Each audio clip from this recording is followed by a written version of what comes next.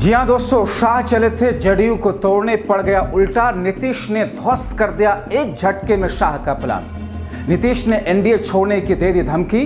घबराई भारतीय जनता पार्टी, हड़बड़ाए मोदी ने नीतीश को लगाया फोन। बहुत स्वागत है आप सभी का। आप देख रहे हैं द राजनीति का विशेष सेगमेंट खबर और विश्लेषण। मैं हूं जब्बार खान। दोस्तों, अचानक अमित शाह को ऑपरेशन लोटस के जरिए जदयू को तोड़ने की जरूरत क्यों महसूस आई? आखिर वो नीतीश कुमार जो प्रधानमंत्री नरेंद्र मोदी के साथ में बैठ करके स्टेज पर ये संकेत देते नजर आते हैं, थकते नहीं हैं कि साहब हम एनडीए ही में रहेंगे, बावजूद इसके अमित शाह ने ऑपरेशन लोटस का रुख जदयू की तरफ क्यों कर दिया? आखिर नीतीश कुमार ने प्रधानमंत्री मोदी को एनडीए छोड़ने की धमकी एक झटके में क्यों दे दी? और इन तमाम चीजों के बीच में नीतीश कुमार का नया प्लान है क्या? और एक तरफ ये सिरफुटौल की स्थिति तो दूसरी तरफ एनडीए में सीट शेयरिंग को लेकर के किस कदर घमासान मचा हुआ है, जिससे एनडीए इस वक्त कमजोर दिख रहा है। दोस्तों, विस्तार से आपको बताएंगे, अंत तक इस वीडियो को जरूर देखें। दोस्तों, एक तरफ बिहार पहुंचे मोदी के साथ मंच पर नीतीश ने ऐसा जेस्चर दिया जिसे आपने देखा, जिससे जाहिर होता रहा कि नीतीश मोदी की जोड़ी लंबी चलने वाली है। नीतीश एनडीए के साथ हमेशा रहने वाले हैं, साथ छोड़ने वाले नहीं। मगर इस बीच जब एनडीए के कई नेताओं ने एनडीए का दामन छोड़कर इंडिया गठबंधन का दामन थामा, खासकर नीतीश की पार्टी जदयू छोड़ने वाले पूर्व विधायक सुरेश चंचल, मुस्लिम बड़े नेता, तो फिर बिहार में बीजेपी और शाह का ऑपरेशन लोटस एक्टिव आ गया, एक्शन में आ गया। मगर जो खबरें आई वो चौंकाने वाली थी, क्योंकि कहा गया कि शाह का ऑपरेशन लोटस विपक्षी पार्टियों और नेताओं को तोड़ने के लिए नहीं, बल्कि नीतीश की जदयू तोड़ने के लिए एक्टिव हुआ। कहा जा रहा है कि जैसे इसकी भनक नीतीश को लगी, नीतीश आग बबूला हो गए। कोई भी होता नाराज होगा। नीतीश ने दो बड़े कदम उठाए। एक ये कि उन्होंने मोदी को साफ साफ शब्दों में मैसेज भिजवा दिया कि उन्हें एनडीए छोड़ने में ज्यादा देर नहीं लगेगी।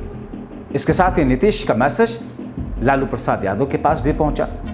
अब ऐसे में बिहार की राजनीति में हलचल पैदा होना बहुत स्वाभाविक था। मगर दोस्तों, यहां आपको यह भी बताते चलें कि जैसे नीतीश की जदयू में बीजेपी के कई स्लीपर सेल हैं जिनकी काफी हद तक लॉयल्टी वफादारी बीजेपी के लिए मानी जाती है, वैसे ही बीजेपी में नीतीश के कई वफादार माने जाते हैं। अब ऐसे में नीतीश उन वफादारों को अपनी साइड करने की मुहिम शुरू कर चुके थे। मगर दोस्तों, हुआ क्या? दोस्तों, बात इतनी भर भी नहीं है। समस्या एनडीए में खासकर नीतीश को सीट शेयरिंग पर मिल रहे संकेत से भी एतराज है, जिस वजह से एनडीए में सीट शेयरिंग को लेकर के सिरफुटौल की स्थिति है। अब ऐसे में दोस्तों, अक्टूबर नवंबर का महीना, जहां पर बिहार में विधानसभा का चुनाव, 2 दिन पहले बिहार में हुए पीएम मोदी के दौरे को काफी अहम माना जा रहा। मोदी और नीतीश एनडीए में दिखाने की कोशिश कर रहे हैं कि हम सब ठीक है, सब एक है, क्षेत्रीय घटक दलों के बीच में कोई दिक्कत नहीं। अब ऐसे में टिकटों को लेकर के घमासान की भी खबरें सामने आई, यानी कि एक स्टेज पर 3 तरीके से जहां पर बीजेपी फंसती भी नजर आ रही है। और सबसे बड़ी मुश्किल, इन सब चीजों का समाधान तो वो कर लेगी, मगर नीतीश वाली मुश्किल सबसे ज्यादा मोदी शाह बीजेपी के सामने है, और जिसके जिम्मेदार खुद शाह है। दोस्तों, पिछले कई दिनों से एनडीए के घटक हिंदुस्तान अवामी पार्टी यानी कि हम, लोक जनशक्ति पार्टी रामविलास पासवान की, उपेंद्र कुशवाहा की राष्ट्रीय लोक समता पार्टी आरएलएसपी के नेता ज्यादा से ज्यादा सीटों के लिए अपने दावे ठोकते नजर आ रहे हैं। इसके चलते मुख्यमंत्री नीतीश कुमार की पार्टी जदयू की सीटें कम होने की आशंका बढ़ रही है। नीतीश को इस बात की भी चिंता खाई जा रही है, यानी कि एक तरफ उनकी पार्टी पर संकट के बादल लगातार मंडराए जा रहे हैं, ऑपरेशन लोटस का रुख उसकी तरफ किया जा रहा है, दूसरी तरफ सीटों में कटौती की। जदयू के नेता इस बात को लेकर बीजेपी से सख्त नाराज बताए जा रहे हैं। यह भी कहा जा रहा कि नीतीश इतने नाराज हैं कि पिछले सप्ताह दिल्ली पहुंचने के बाद नीति आयोग की बैठक में गए ही नहीं। इस बैठक की अध्यक्षता खुद प्रधानमंत्री ने की थी। अगले दिन एनडीए के मुख्यमंत्रियों की बैठक में वो गए, लेकिन कुछ देर बाद बैठक छोड़ करके बाहर निकल आए। और कहा यह गया, जैसा कि हमने दिखाया था, कि कैसे भरे मंच पर वहां पर मोदी और नीतीश के बीच में कुछ तूतुमय में जैसी खबरें आई सामने।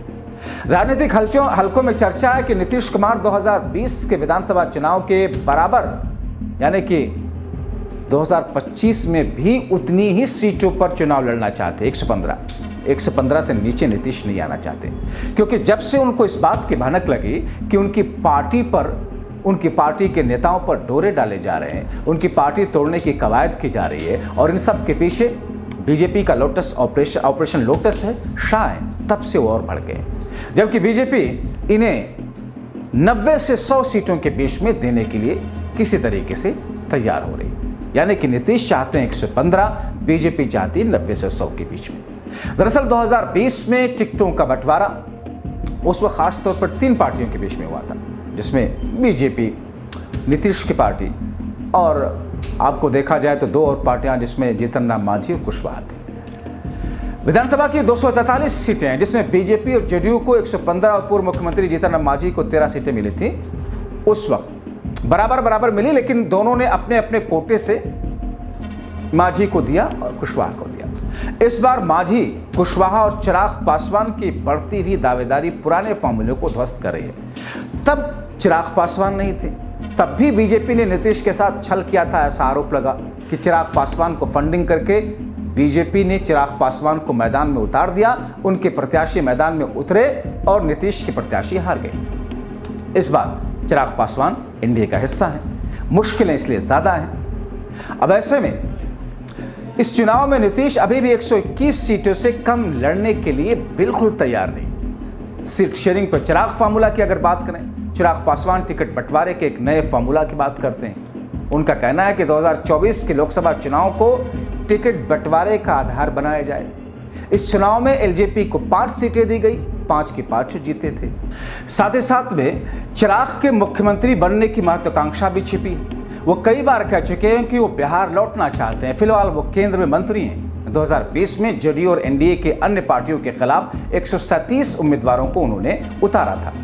चुनावी विश्लेषकों का मानना है कि जेडीयू को सिर्फ 43 सीटों पर सीमित करने में चिराग की उम्मीदवारों की भूमिका काफी अहम थी। चिराग की पार्टी का सिर्फ एक उम्मीदवार ही चुनाव उस वक्त जीता था। अब ऐसे में अगर चिराग का फॉर्मूला लागू किया जाता है तो नीतीश की पार्टी को 70 से 80 सीटों से ज्यादा नहीं मिलेगी। नीतीश की पार्टी 2020 में 115 सीटों पर लड़कर 43 सीटें जीती। 2024 की लोकसभा में नीतीश की पार्टी के 12 उम्मीदवार जीते। नीतीश अगर कम सीटों पर लड़ते हैं तो उनकी मुख्यमंत्री की कुर्सी खतरे में न सिर्फ पड़ेगी बल्कि मुख्यमंत्री बिल्कुल नहीं बन सकते। वैसे भी बीजेपी अपना बनाना चाहती है। दोस्तों, राजनीतिक हलकों में चर्चा है कि बीजेपी इस बार नीतीश को कम सीटें देकर खुद ज्यादा सीटों पर चुनाव लड़ेगी ताकि अगला मुख्यमंत्री बीजेपी से बने। बीजेपी के नेता अश्विनी चौबे, गिरिराज सिंह, हरियाणा के मुख्यमंत्री नायब सिंह सैनी हाल में बयान दे चुके हैं कि नीतीश को केंद्र में आ जाना चाहिए। उन्हें उप प्रधानमंत्री बनाने की बात भी कही जा रही है। नीतीश फिलहाल विधानसभा में अपनी बढ़त बनाए रखना चाहते हैं ताकि चुनाव के बाद उनकी राजनीतिक सौदेबाजी की क्षमता बनी रहे। चर्चा है कि पिछले सप्ताह बीजेपी अध्यक्ष जेपी नड्डा से बातचीत में उन्होंने अपना दावा खुलकर रख दिया था और सीट के बंटवारे पर सहमति नहीं होने से नाराज होकर वो नीति आयोग की बैठक में शामिल ही नहीं हुए। इधर अगर दूसरे सहयोगी जीतन राम मांझी की महत्वाकांक्षा की बात करें तो मांझी अपनी पार्टी के लिए कम से कम 40 सीटें मांग रहे हैं। उनका कहना है 40 सीटों पर लड़कर कम से कम 20 सीटें जीतना चाहते हैं ताकि गठबंधन में उनकी बात सुनी जाए। 2020 में मांझी को 13 सीटें मिली, जिसमें से 4 जीते थे। एनडीए में एक घटक उपेंद्र कुशवाहा है, खुद फिलहाल चुप हैं, लेकिन उनकी पार्टी के नेता 15 सीटों से ज्यादा पर दावे ठोक रहे हैं। चर्चा यह है कि बीजेपी इस बार मल्लाह नेता मुकेश सहनी को भी अपने पाले में लाना चाहती है। जाहिर है कि इतने घटकों को तो खुश किया जा सकता है, जबकि नीतीश सीटों पर लड़ने के लिए, कम सीटों पर लड़ने के लिए तैयार हो।